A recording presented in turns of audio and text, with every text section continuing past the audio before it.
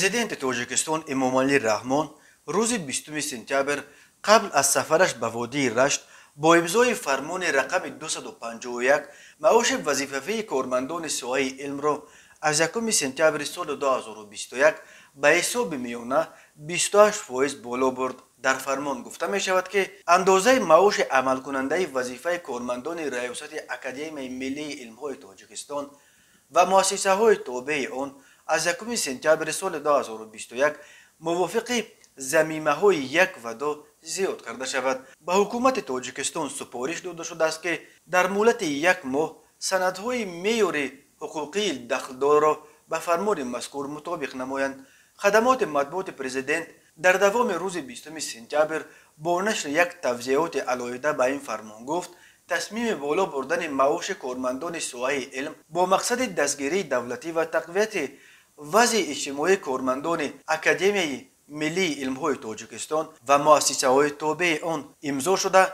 در اساس آن معاش کارمندان علمی به حساب میانه 28% بالا برده خواهد شد. خدمات مطبوعات پرزیدنت این تصمیم را دوراندیشانه و سری وقتی نامیده نوشته است که آن ادامه منطقی توجه رهبریت دولت و حکومت مملکت نسبت به کارمندان ساحه علم و معارف و عالمان کشور می باشد. امامعلی رحمان در چندین ملاقات‌های سالهای اخیرش با عالمان تاجیک از محصول بقیده پرزیدنت خیلی ناچیز مؤسسه های علمی تاجیکستان انتقاد کرده چند سال پیش به همین دلیل اکادمی علم‌های کشاورزی و اخیراً اکادمی علم‌های طب را برهم داد. امامعلی رحمان همچنین سال گذشته در ملاقاتش با اهل علم و زیایان از پایدار شدن دهها عالم تاجیک به اثردزدی به شدت انتقاد کرده بود.